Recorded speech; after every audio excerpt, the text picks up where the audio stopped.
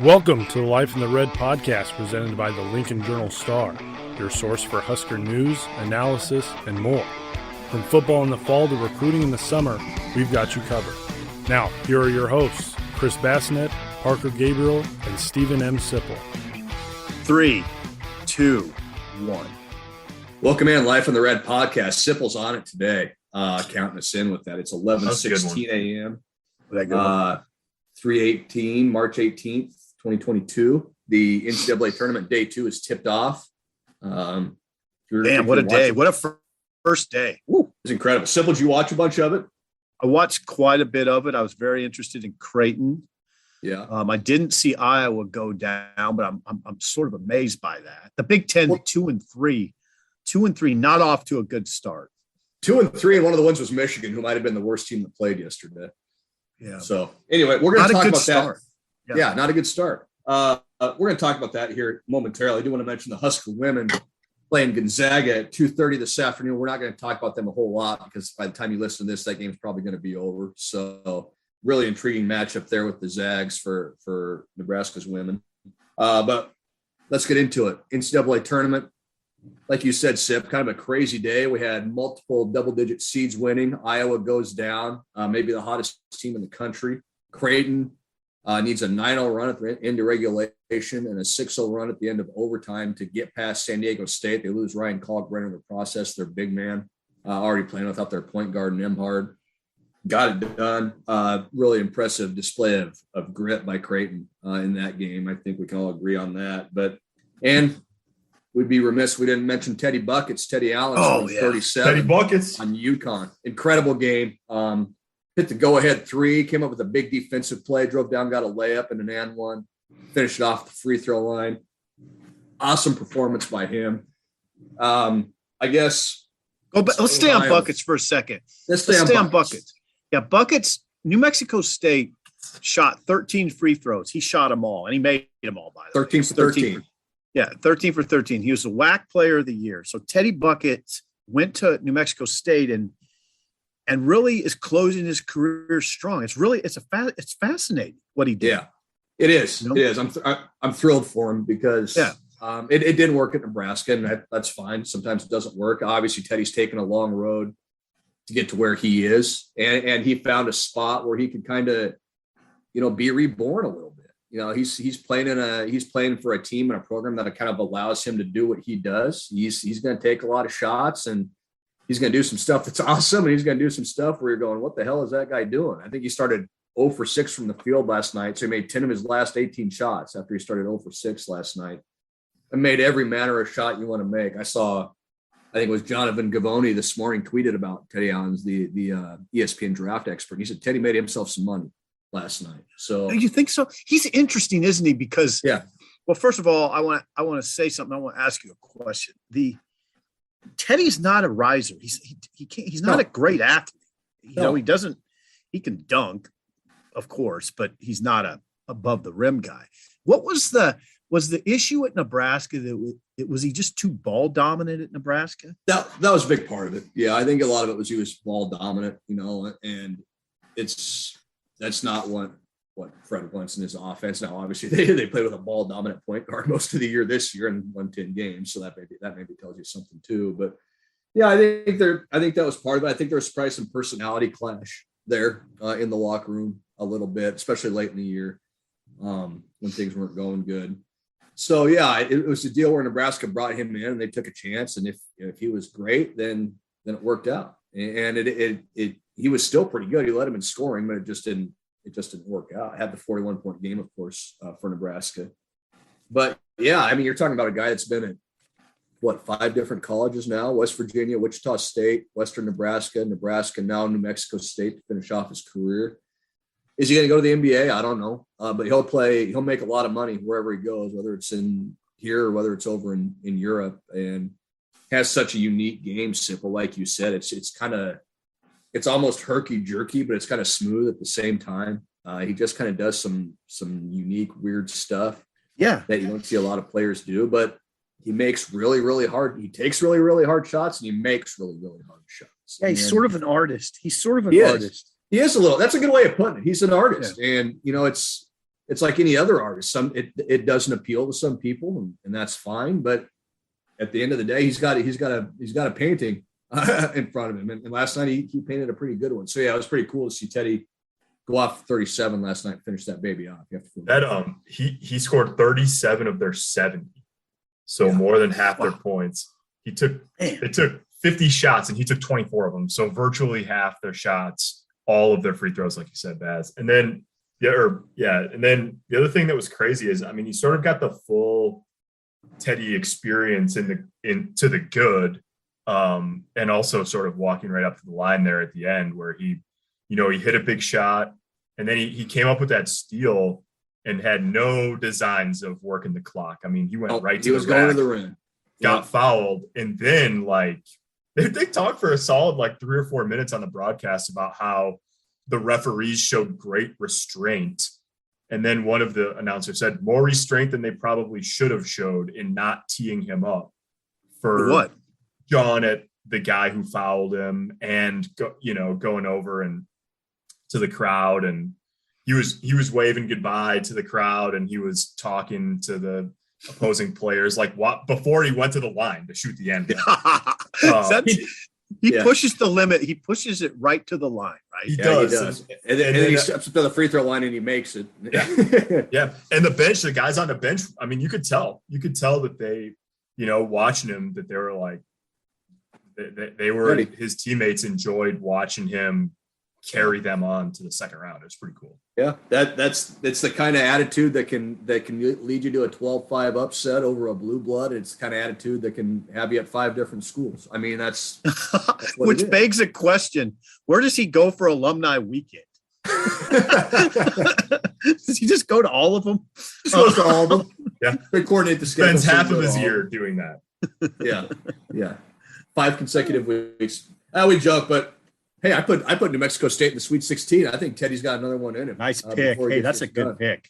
So because now will they play the winner of Arkansas Vermont, right? Yeah, Arkansas won that game. Won a close game. Oh, Arkansas won. Okay. The winner of Arkansas and Vermont, which is Arkansas.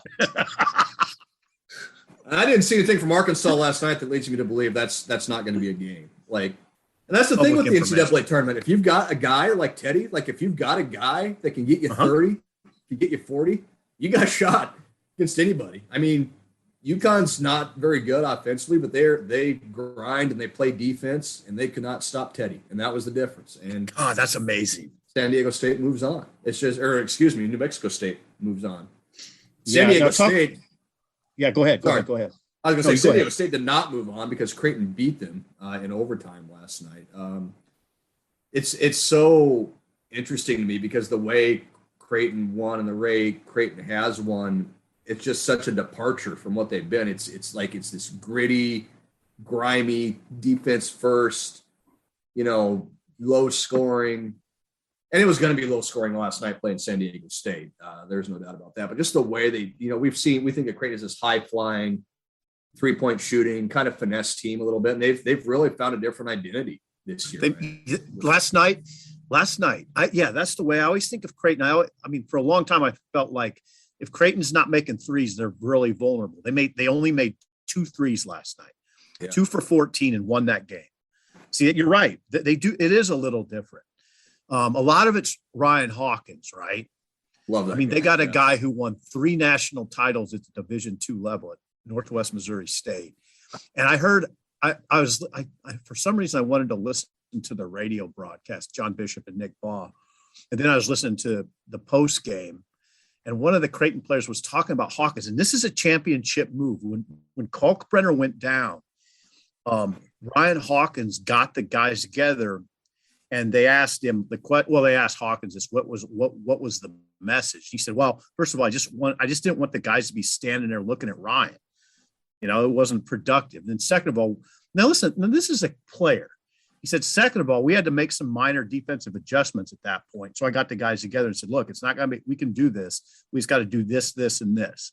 That's a player on the court. I mean, how valuable is that? Yeah, he's unbelievable. And that's where his value is, because he's a winner and he knows how to win. And yes, he leads them in scoring. He's a good rebounder, but that dude wins. And he he's a fascinating story. Coming out of high school, he had one scholarship offer, and it was to Wayne State in Nebraska. Is that right?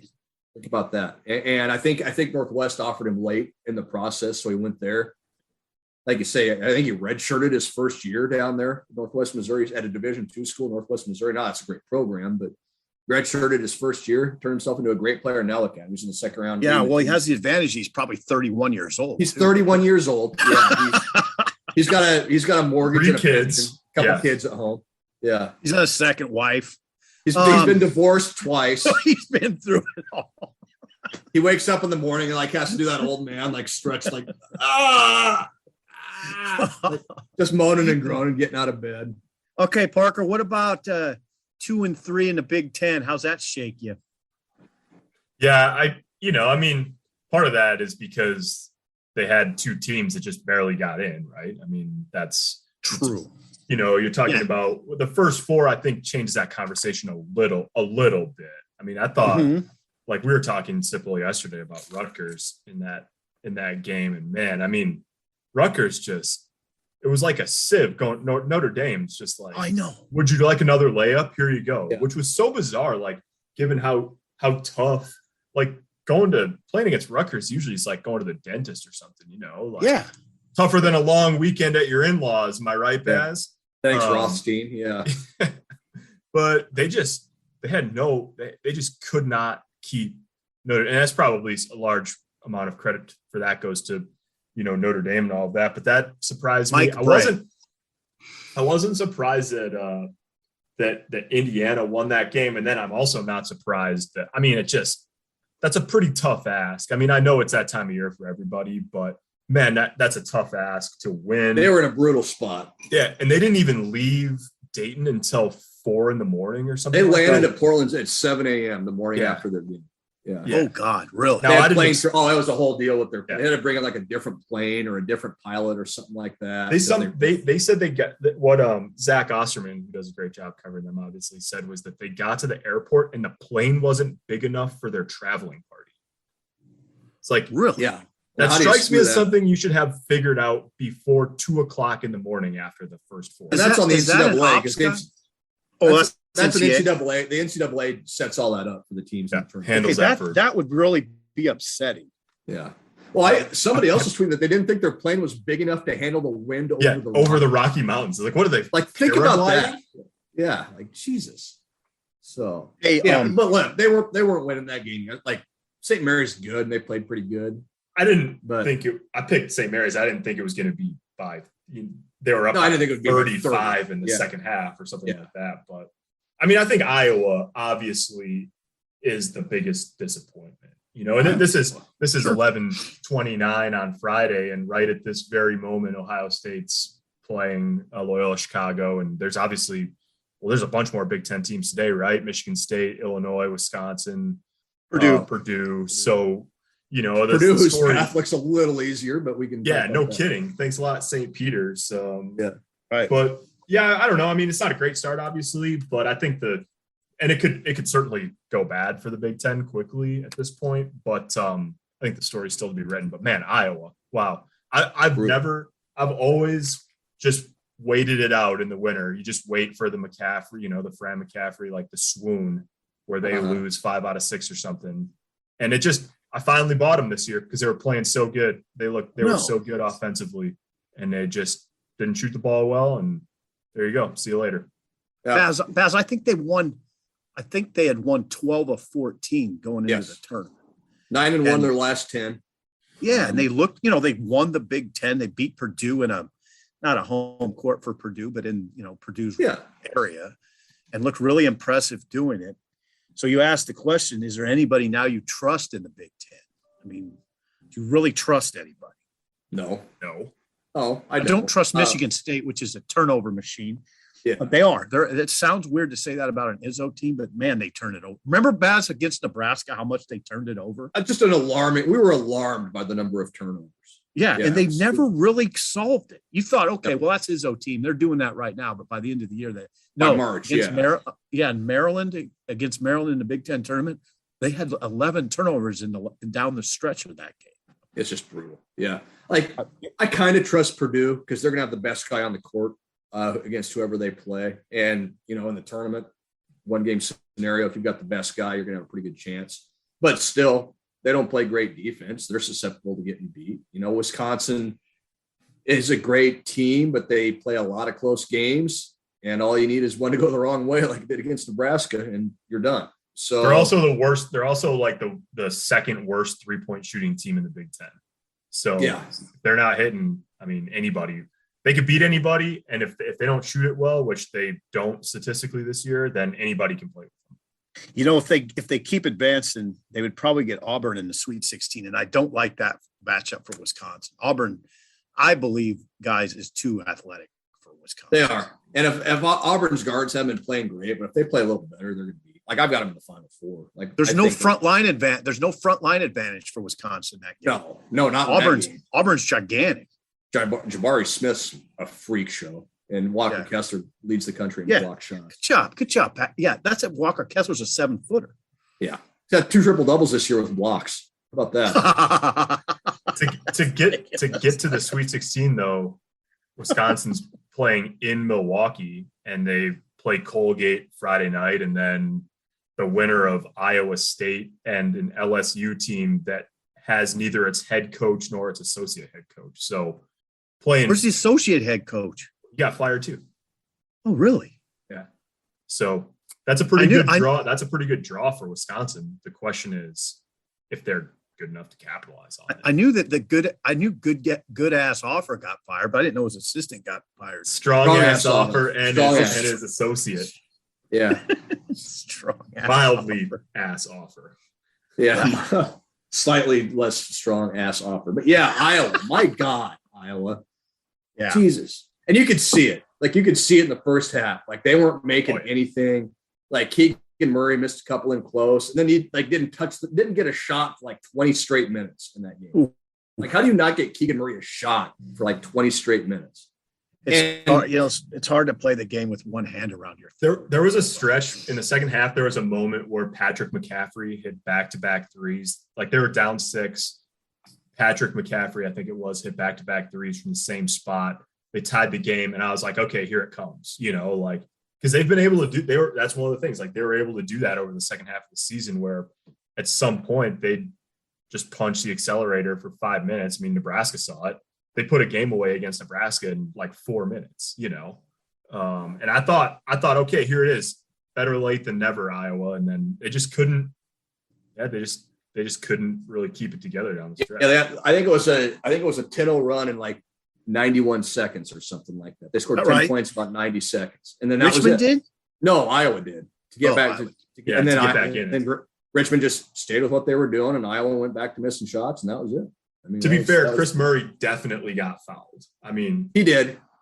Terrible call. But you know what? But they played bad enough to lose. Yeah, Iowa put themselves in position to be victimized by a bad call.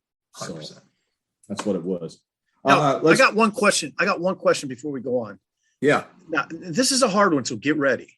I'm ready. And I don't know where to go with this.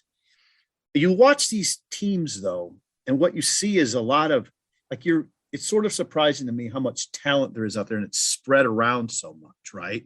Like, you'll check out a team. I don't know. I'm going to look at my bracket, and a team I've watched. Well, like Notre Dame, I was kind of surprised how good Notre Dame was at least in the way Bray recruited that team. He recruited a bunch of good shooters.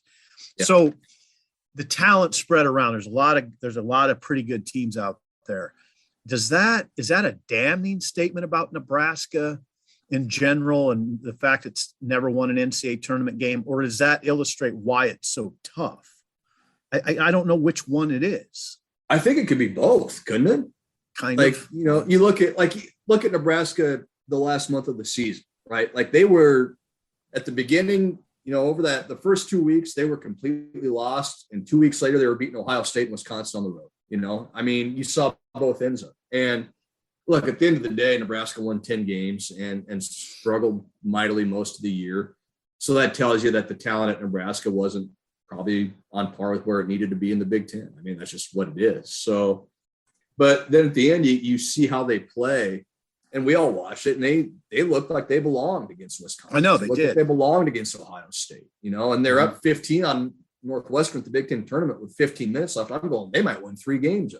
It's, and then they blow it. It's just, I think more than anything, it probably illustrates how fine the line is, how hard it is to be really good, to be a tournament team.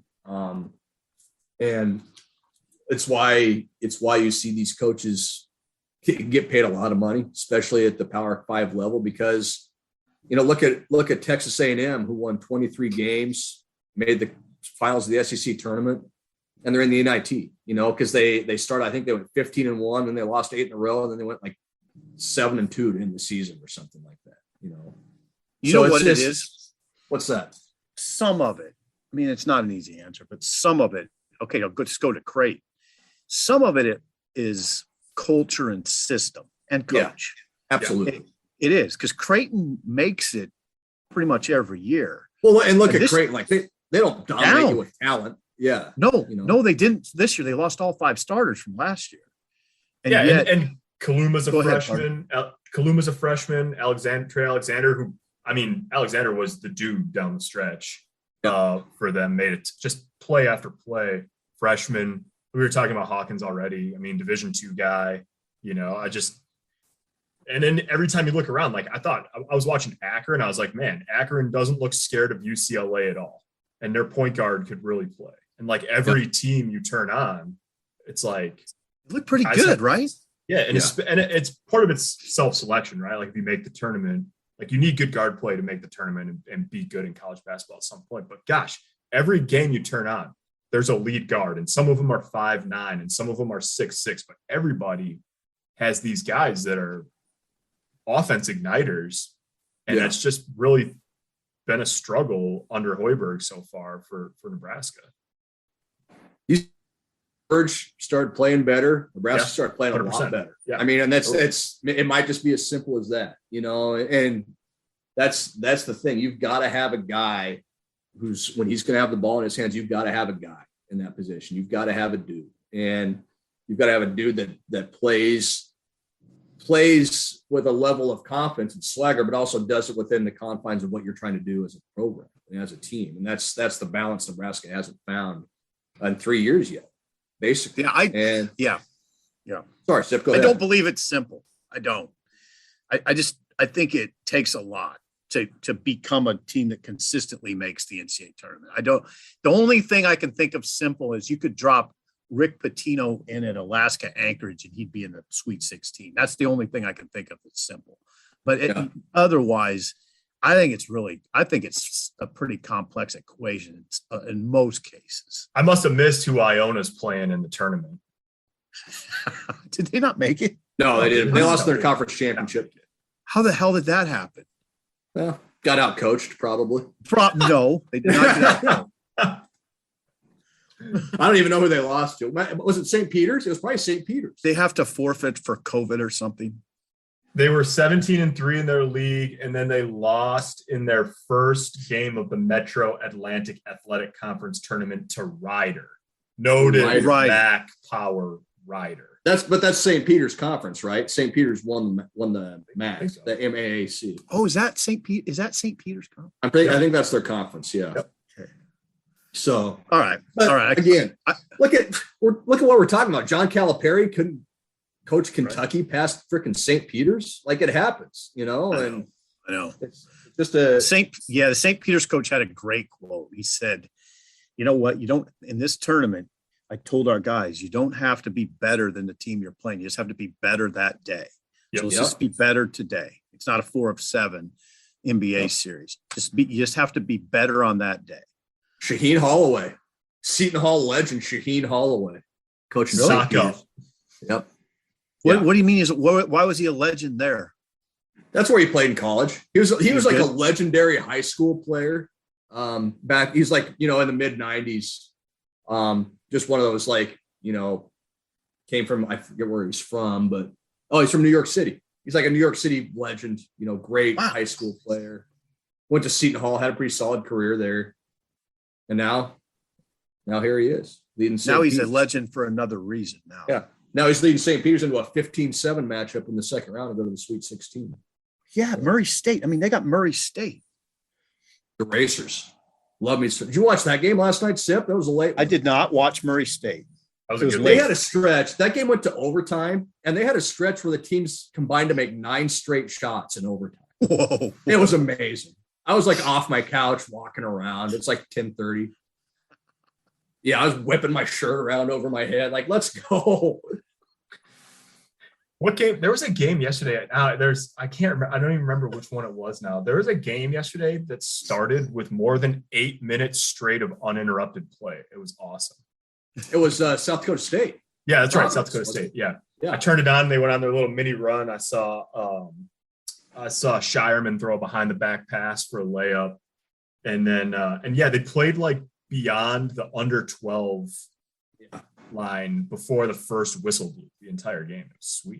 Baylor Shireman with the most unnecessary behind the back pass in the history of NCAA college basketball. Like you can tell he's from Nebraska because that's like every Nebraska town team basketball player ever throwing that. All right, let's switch gears. That was good though. You guys know yours. Yeah, it's amazing knowledge basketball. Let's talk about what happened at 11:02 a.m. yesterday, right as the tournament was getting ready to tip off. The email went out. Matt Abdelmassih and Nebraska mutually parting ways. I don't think it was a huge shock to most of us. I think the only real suspense with it was the relationship that Matt Abdelmassih and Fred Hoiberg have. They're very close friends. They've worked together since 2008 at the Timberwolves. Fred's never coached a day in college without Matt on his bench. So that was maybe the one thing where you went that maybe gave you a little pause that he might stay, but it ends up being the first move. The first of what we expect to be several moves this offseason. And it's a big one. As I wrote yesterday, it's going to fundamentally change the way Nebraska basketball recruits. It's no longer going to be Matt going out and getting guys and bringing them to Fred and filling out the roster. It's going to be more of a staff-wide approach. We've already seen Nate Windsor out and about at Nebraska high schools.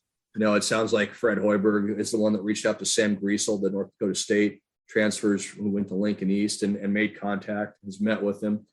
So it's no longer going to be just Matt Abdelmassih collecting talent. And look, he collected talent. He had a top 20 class this year. He's got a top 35 class for next year.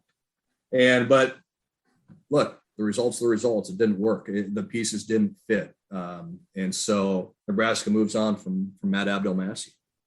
Yeah, I read that in your story the other day, and I didn't know that Abdelmassih, that Fred's never coached a college game without Abdelmassih. Yeah. And I guess I had forgotten that Fred hired him at Minutes when he was with the T-Wolves too. Yeah, it is. That had to be, I don't know. Maybe it's not difficult in that business to make that kind of move. I would think it is. I don't know what to say about what you're saying about he obviously recruited talent. So what are we suggesting? And I've heard this suggested today that Abdelmassih did his job recruiting talent. They didn't use it correctly. Now, I don't know. Okay. I don't know if it's that simple. Yeah, I should say that he recruited talent in the sense that they had highly ranked classes. Let me put it that way. Okay. Now that doesn't necessarily mean they had the talent they needed to compete, in the Big Ten or whatever. Or maybe it didn't fit. Or maybe it didn't fit. The pieces didn't fit. Yeah. Yeah. I think there's probably a little bit of both involved with that. But look, they run a 5-star recruit is probably going to be a first-round NBA draft pick. He could get yeah. Think about what we're talking about right here. Just think about what we're talking about today. Teddy Allen. He was in the program. Delano Banton's playing minutes in the NBA. And Bryce didn't recruit him, right? What's that? Delano? Yeah. No, they did. Oh, they did. Yeah. That's right. He was a Western Kentucky transfer. That's right. Yeah, he was my bad.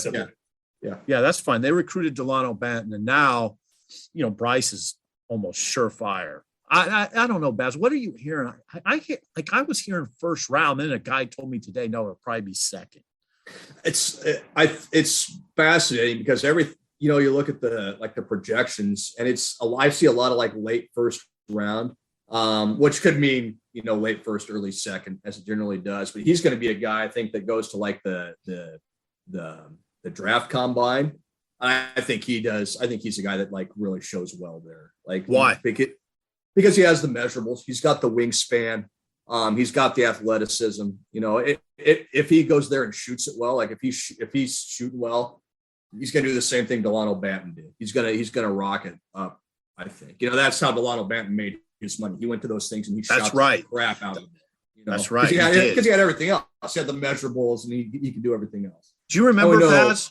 Do you remember Banton hit like an incredible number of his 3-pointers in a it was like he hit like 65 out of 100 in a shooting drill or something like that. Yeah. I forget what the number was. It was a great. And he shot really good, like when they were just scrimmaging too. Right. So if he does that, like if he makes jump shots, then yeah, he's a first round pick because he's got everything. And look, he averaged 17 points a game in the Big Ten as a freshman. Like dude can play. You know what? Too, he won't go there and. He'll go there and be very impressive as a human. I mean, he's a good kid, good, clean kid, stable. They'll like that part of him too. You know, the character, there's no character issues. You've got all the measurables. You've got everything you did on film this year as the year went on. And now you've just got to go be yourself, make a few shots, and you're going to make your money. So we're getting off track here, but yes, the point is he was brought here by Matt Abdelmassih. And as were some other guys that we talked about. So I'm really curious, as I think we all are, just to see how different it looks going forward. Like what type of player does Nebraska recruit? You know, where do they recruit players from? You know, that sort of thing. And it's probably all yet to be seen. We need to see what the staff's going to look like here in the next few weeks. We need to see what kind of players they're targeting. Obviously, Sam Griesel's a guy they're going to go after pretty hard and probably have a pretty good chance of getting at the end of the day. Tell us about Sam. I'll tell you about Sam, Lincoln East grad, one of the best guys in the Summit League this year. Averaged about 15 points a game, 6'6", and had mostly played kind of on the wing or off the ball and took over their point guard position this year and got him within a couple possessions of the NCAA tournament. You know, high level shooter, shot about 49% from the field overall, big, strong, can rebound. In his game, when they played Nebraska down here a couple of years ago, he had, I think, like 7 points and 10 rebounds, 7 points and 9 rebounds, you know, and did that against high major competition. So he's not going to come here and be a guy that scores, you know, if he comes here, I should say, he's not going to be a guy that comes here and scores, you know, 15 points a game, but he can get you 10 and he can get you 6-7 rebounds. And he's a leader. He's been in the NCAA tournament. He's played in big games. He can clearly play the point guard position. And what does Nebraska need? They need a point guard next year. And it's kind of, we were laughing at this before we started, but how it's kind of entertaining that, you know, Nebraska gets parts ways with this assistant coach. Now it looks like they'll probably bring in a kid from Lincoln East who can play point guard. Like, it's just like the most perfect PR move ever for Nebraska basketball. So we'll see if it actually happens. I'm not saying it is. It seems like it's going to. Sam has made no secret about the fact that he grew up watching Nebraska, obviously living in Lincoln. So I think it's a good fit there. There's a need. So we'll see what it looks like. But, yeah, that could be kind of one of the first pieces you see Nebraska add is a point guard, and Sam Griesel is probably the lead candidate. That's sort of one of the things I'm most interested in with all of this change is that position, it's obviously so important. And they just – the last 2 years with Banton, and I know like Banton went into the draft really late in the process, but they were going to teach Banton to play point guard basically. And he had his ups and downs 2 years ago and then started to play a little bit better late in the year, but not like what you would consider a true point, at least at that stage in his career. And Trey McGowan's wasn't exactly either. And Alonzo Verge isn't exactly either. McGowan still wasn't. And so like, one of the things I'm really curious about is I'm curious how much Fred thinks of that is part of the issue.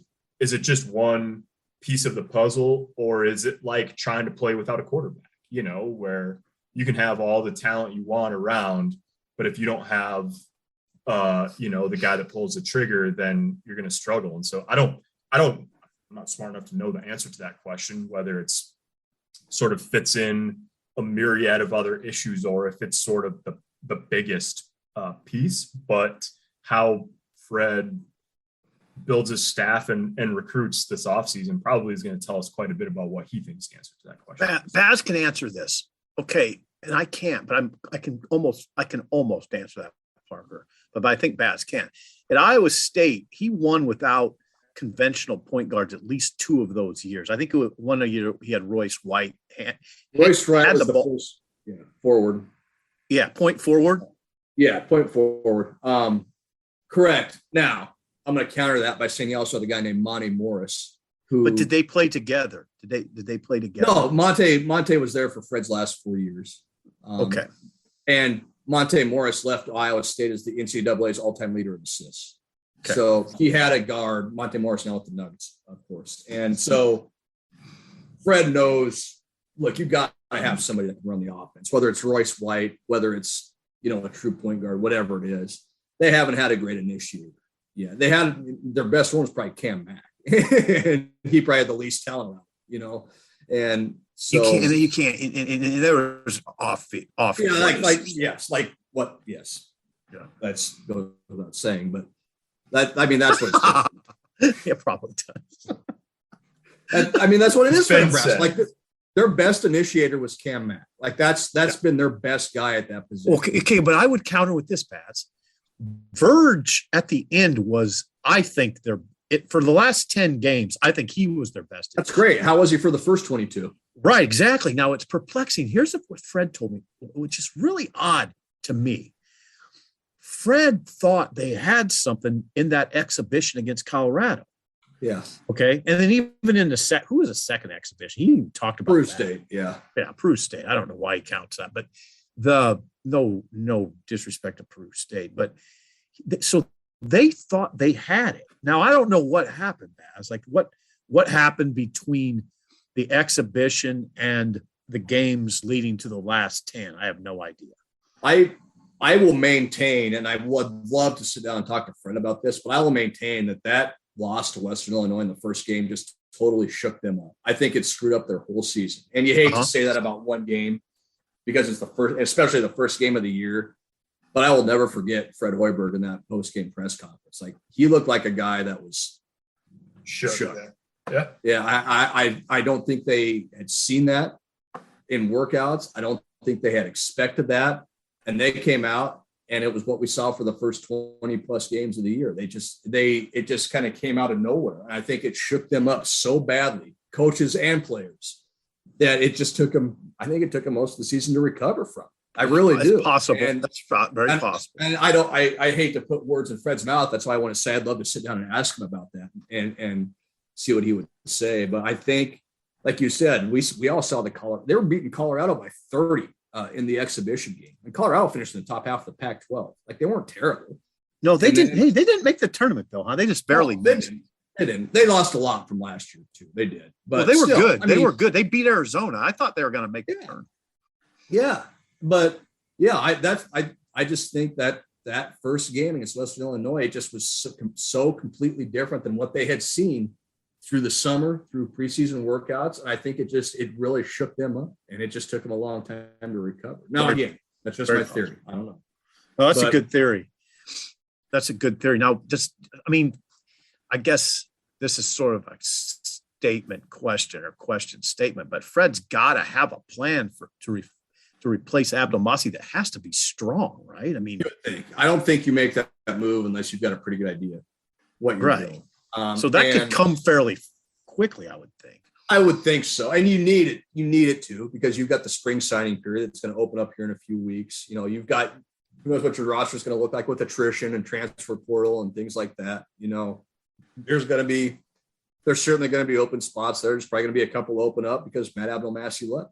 And so we'll see what that looks like, but you can't mess around with it. You can't be waiting around until the Final Four to get a guy hired, especially a guy that's going to help you do a lot of recruiting. So yeah, I'm interested to see what direction they go.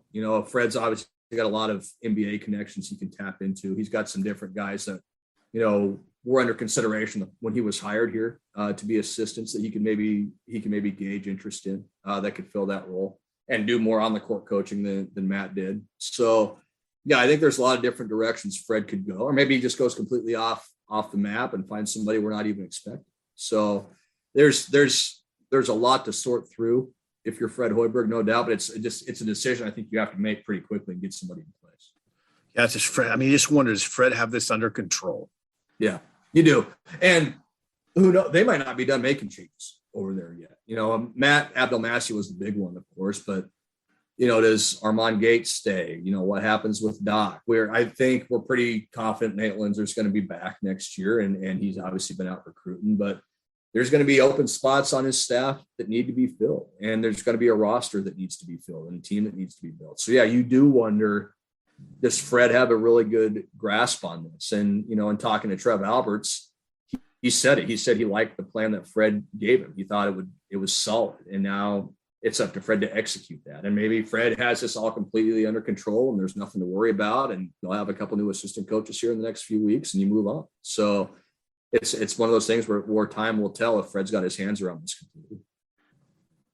Okay. What was my other question about that? I think we can move on. Man, he's in a tough spot. I mean, he's going into year 4 and I don't know. I just don't think this is a situation where you can say, okay, Fred can go to the fan base or go to his bosses and say, hey, I need some time now. Yeah. I mean, be a little more runway, please. Sort of like Scott, right? I mean, you're making the big change at a point in the trajectory where it's got to work right away. The difference, Parker, though, is nobody's really saying to Scott, you got runway. No, right. Yeah. No, are there people, I mean, I guess I don't know the answer. Are there people that are saying that Fred has a lot of, it seemed like the conversation was pretty substantial about whether he was going to be back or not, which. Yeah. I think there's a lot of media I think there's some people that would suggest that, let's see what the reset looks like. I don't know. I mean, God, obviously you guys know me.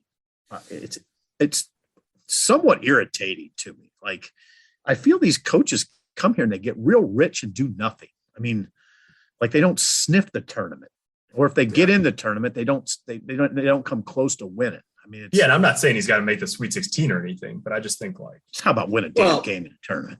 Let's start with this. Fred's 24-67, and he's 10-61 against high major programs. Like, you want to know why the runway is short? That's why. Yeah. They're not competitive against their peers. Let's start with being competitive. I mean, they're not. Yeah. They're not. No, they're not. I know. I mean, I'm not trying to be a dickhead about it or anything. No, you don't have. You're not. They're just. That's what it is. I mean, they're 9-50 in the Big Ten in Fred's 3 years. They won 4 of those games this year. 3 of them in a row at the end of the year. I can buy the argument that even on the way that his contract was restructured, like his buyout next year is still big. Like $11 million is still a lot of money to buy out a basketball coach.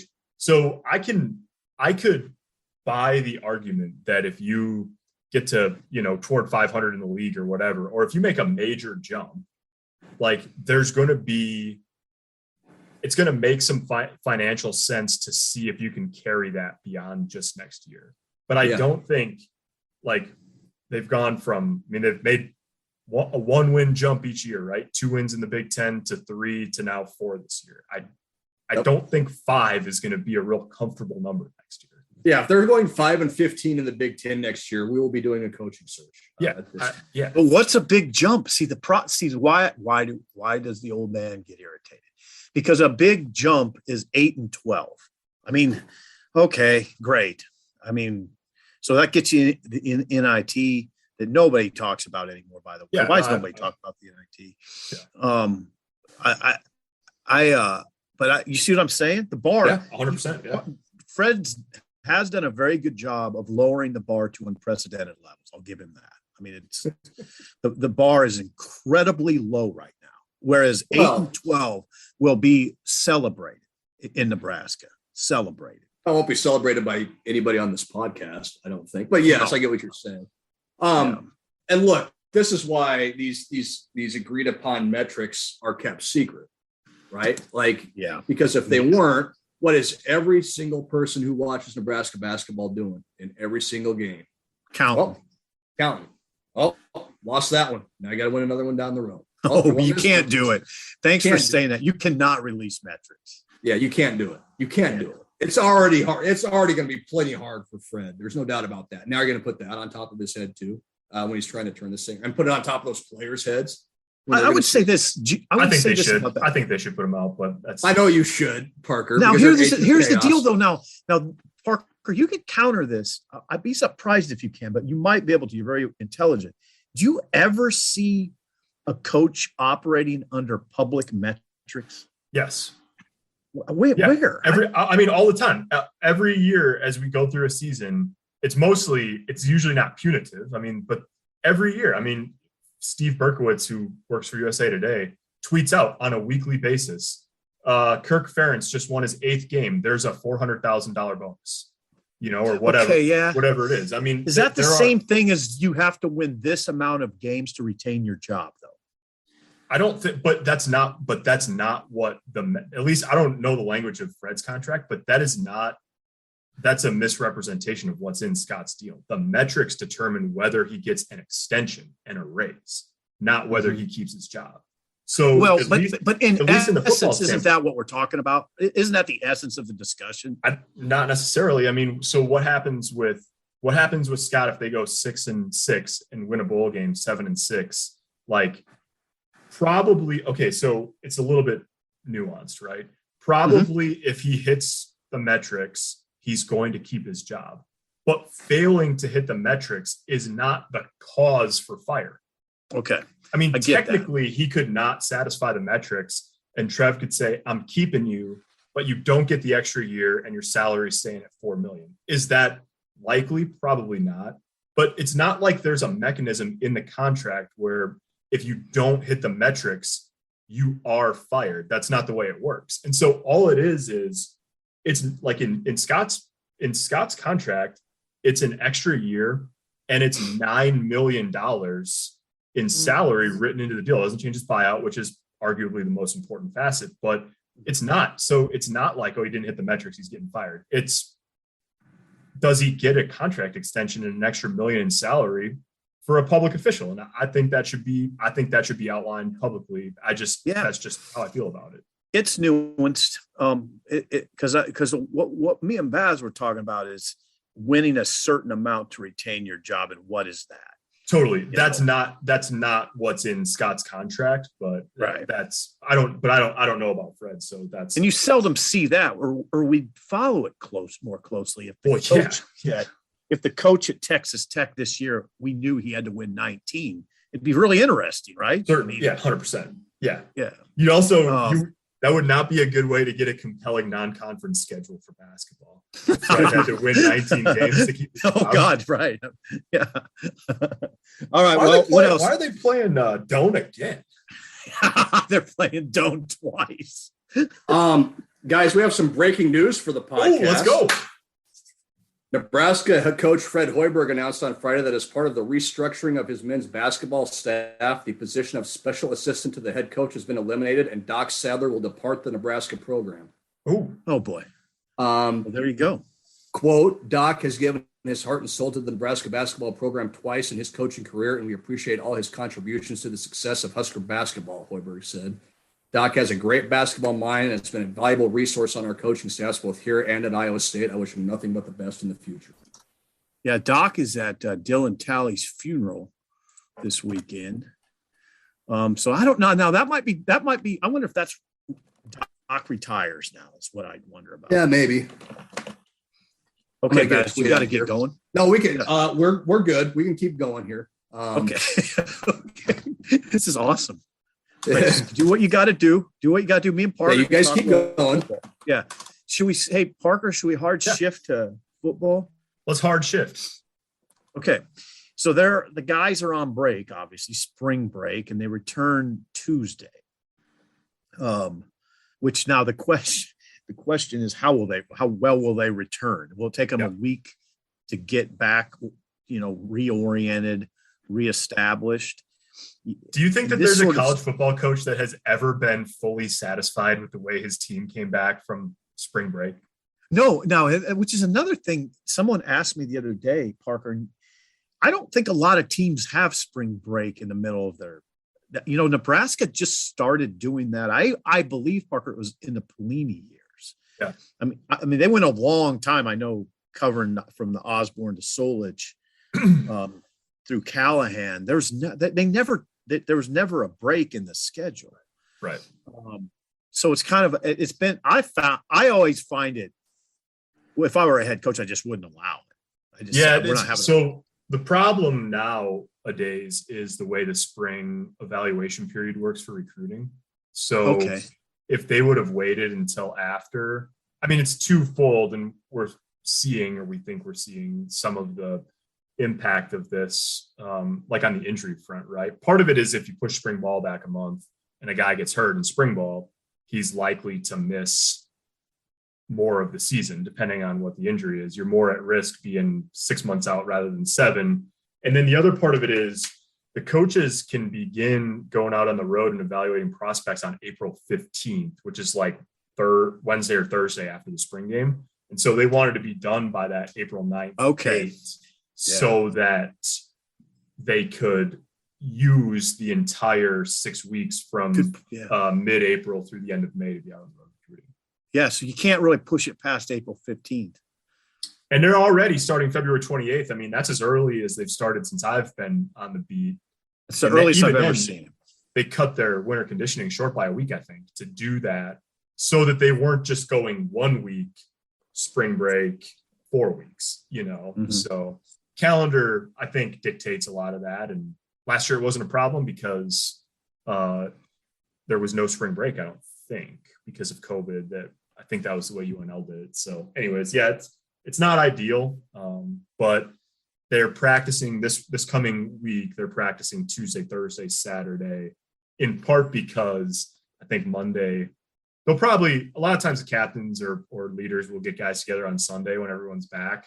But I think Monday, probably a substantial amount of running in the cards for the boys on the Nebraska Cornhuskers football team on Monday there. Saturday's coaches clinic, have you heard any updates? Will they open that up to the media?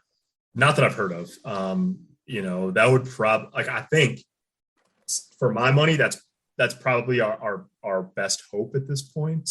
But I've not heard anything about that being open or a portion of that being open. I want to take a second to address that. We referred to it in passing that we don't see the practices, and I don't know if we've pointed out on this podcast that one big reason we don't is because if they would open practice to the media, I don't know that people understand that there would be probably close to 80 media at this practice, and if it's an indoor practice, that's a logistical issue. There might not be enough room. I don't think that's the primary reason Scott doesn't invite us over there on a regular basis, but it's definitely part of it. It plays. Okay, it's not just logistic though. It's a pretty big reason because some of it is a trust issue, and he doesn't literally know. It was easier for coaches to let us in back in the day because there wasn't nearly as many media members. 100%. Yeah. And if someone got wayward, you would know who their boss is. You know where they're from. You'd know what entity they work for. But man, now that people, I don't know half of them. I mean, I don't know where they come from. We were talking about Nebraska being shook against Western Illinois. I was a little shook on the first day of spring ball when we were over there. I was looking around that room and going, holy crap, there are a lot of people here. It was like a Super Bowl media day. Yeah, it was. And I don't want, you're not going to catch me. Like, does it make it hard to get one-on-one interviews? Yes. Is it an ideal setup? No, obviously not. But you're not going to catch me complaining about a lot of people being able to make a living or, part of their living or whatever. No, I'm not complaining about it. I'm just saying that's what keeps us seeing practice. It's a logistics issue for sure. I think, I don't know, Sipple, we can take this whatever direction you want, or we can just, there's 3 more weeks of spring ball. Like, what if you were Scott, and we don't know everything obviously that's happened the first 2 weeks. We don't know exactly where a couple of players, including Thomas Fedoni, are health wise. But if you were Scott and you were going into the last 3 weeks here before spring game, like, what do you want to learn? If you had to, pick one thing or 2 things, like what would you like to uncover? Well, I'd keep my focus in the trenches for sure. Yeah. And specifically, I'd want to make sure that our run defense is sound. The run defense is sound, and I'd run it at him. I would run. I would, and I think by doing that, you're also obviously working on your run game. You have some big backs to do it. We've heard now that those Anthony Grant and Jaquez Yant have been guys to kind of keep an eye on. And one, Anthony Grant's 5'5", I think Parker 5'10", 5'11", 210. Yep. And I don't know what Yant's going at, but he's in that like 6 foot 230 range. He's listed at 6'2", 245. Yeah, he's okay. Well, there you go. So that can give your defense a pretty good look. And, you've heard what I've heard. Well, Frost said it publicly that the offensive line has made obvious strides. And a lot of that is coming off the ball in the run game. Yeah. So I'd want to make sure my defense is fortified up front because and you know why. I mean, think about your own division. Yeah. Just think what Braylon Allen did against you in November. Think about what I was capable of doing. Think about what Minnesota tries to do every game. They just barrel it at you, right? Mm-hmm. So I'd make damn sure that we don't go into the Wisconsin game just thinking, well, he's going to get 200. We're going to have to figure out a way to win otherwise. We've said this a bunch and we're going to probably keep saying it, but the defensive line for Nebraska is an area that needs attending to in some way. And it might just be development, right? I mean, maybe, but they lost 4 guys, Sipple, off of that unit that played last year. In Stilley and DeAndre Thomas and Damian Daniels and Jordan Riley. Right. And they don't have they've added nobody to the program. I mean, they added Brody Tagaloa, but you're not going to add a high school tight end who, I mean, he could end up being a really good player in his career. I actually, think he's got some juice and some potential, but you're not going to add a kid who played high school, mostly tight end in high school over the summer and think he's going to make a difference on a defensive line in Big Ten play. It's not how it works. So yeah, I mean, and also, I mean, it's a little iffy that you're just going to waltz into the transfer portal and pull a couple of difference-making interior defensive linemen out of there in May and June and July. So, like, somebody in there needs to step up in a big way, whether it's Hutmacher or Marquise Black or Masai Newsome or Raquan Buckley or whoever it is. I mean, they need 2 probably because, Colton Feist is in that conversation too. Yeah.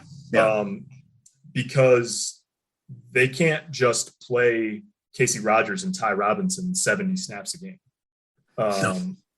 And not only that, but there's going to be periods of time where you probably, like Garrett Nelson's become a pretty good player in the run game.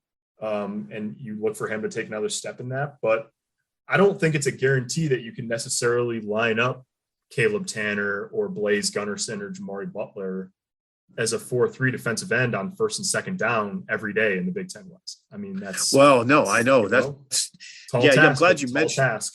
Yeah, I'm glad you mentioned Gunnerson and Jamari Butler. Gunnerson does have that size that you need that a couple of those guys lack. And by the way, we saw Garrett Nelson at that February 28th press conference. My God, he's a big boy. I mean, it almost feel, just as you were talking, I was thinking, man, maybe they were beefing him up to keep him on the field and maybe play him inside sometimes. I don't know. He's really thick, but anyway, yeah, I would definitely watch that.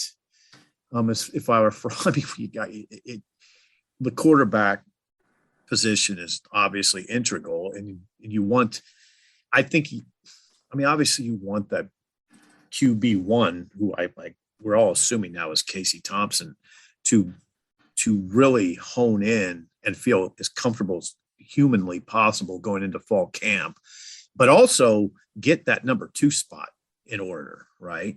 Yep. Which I think, Parker, what you say right now is Logan Smothers.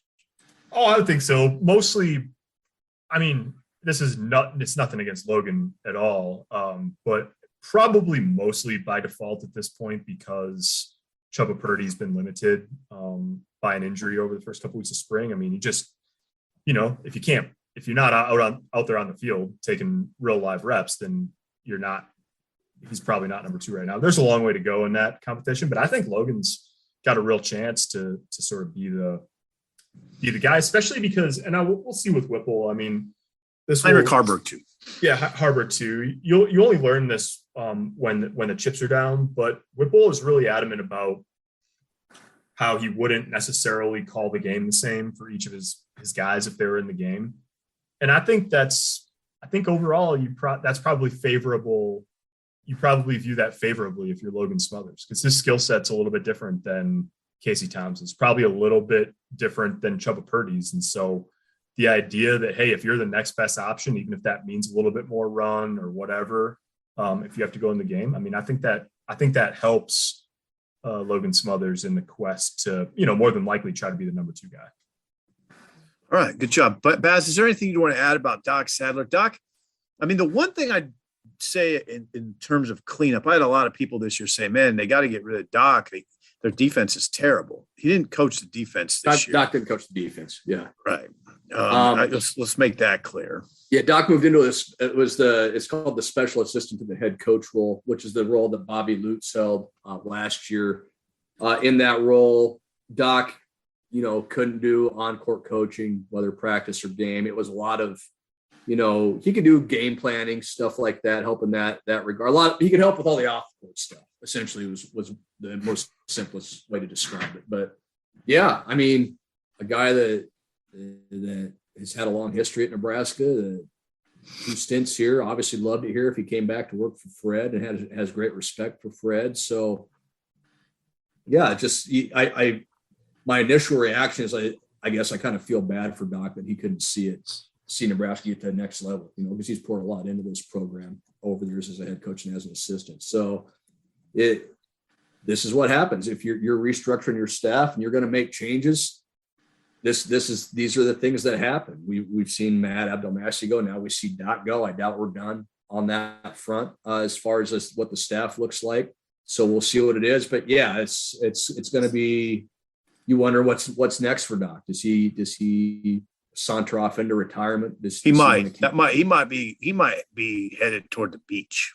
Yeah, you know what? He's got a spot down in Florida where he'd be pretty happy, I think. Mm-hmm. So nothing wrong with that. Hang out with the wife a little bit and watch the sunrise every morning. Like Tom Brady. Oh, wait a second. Yeah. No. Tom Brady spent 2 months at home with his kids and decided he needed to go back to getting hit. I'm not ready for this. Yep.